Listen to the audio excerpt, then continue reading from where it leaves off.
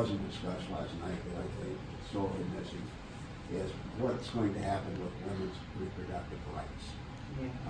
That really has to be addressed, what's going on. The second one, because we are here in rural America, when I left this community back in the 70s, 15,000 population, industry growing, I've come back here on a part-time basis, and they're bonded to the max out here.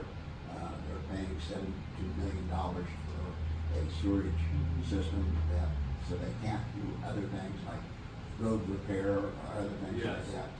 What is your rural development program? So on it's great.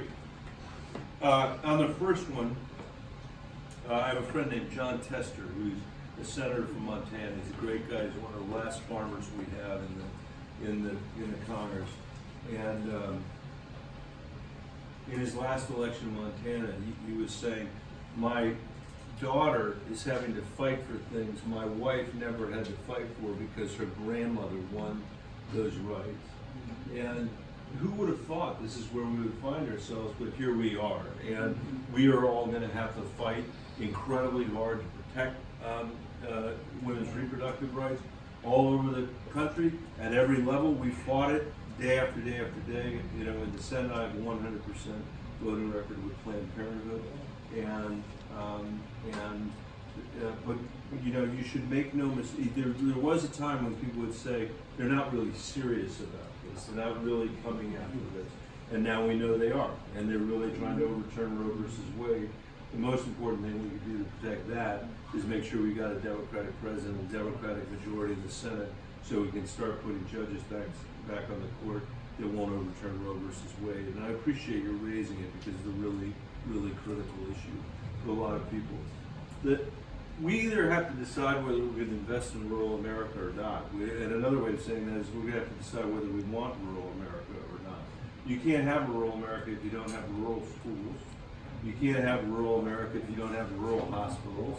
You can't have rural America if people are bonded out the way you described and therefore can't invest in other stuff, or if there's not broadband that can allow people to operate businesses here that can compete with other businesses around the world. And when I think about this problem, it's less about a rural program than what our priorities have been as a nation. And our priorities have been so out of whack with where we should be, and I'll give you my main example. Since 2001, we have borrowed $5 trillion from the Chinese for the privilege of giving wealthy people tax cuts in this country. And we have borrowed $5.6 trillion from the Chinese to fight these never-ending wars in the Middle East. So that's 11 or 12, Trump says it's 7 trillion, so it's 11, 12, 13 trillion dollars of money that could have been invested in America, but instead we lit on fire. And we could have fixed every road and bridge. I'm not exaggerating. This is literally how much money that is. Every road, bridge in the country, every wastewater system and water system in the country, every airport project that has been delayed. We were talking about infrastructure in the last meeting I was in today. Every infrastructure project we want, given every kid in America preschool, if we chose to do that, raise the wage of every teacher by 50%. We could have made Social Security solvent for my daughter's generation. And we could have even paid down some of the debt or deficit. It's an amazing thing. These guys are just, McConnell, after all this stuff about Barack Obama's the biggest socialist in the world and Bolshevik and all this stuff, I don't think there's a living human who's put more debt on the balance sheet of this country than McConnell.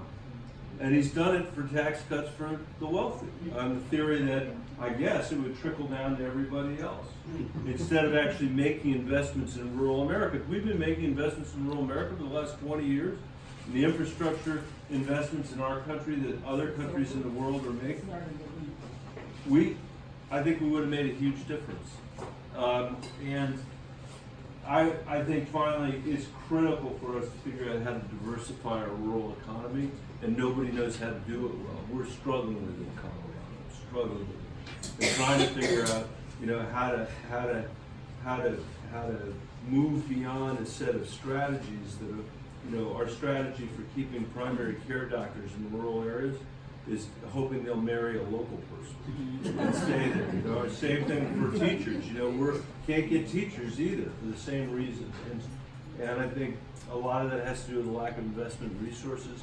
If we had a different set of priorities, we'd have the resources that we need to be able to do it. Infrastructure, I think, is the biggest piece of that. It would make a big difference. Yes.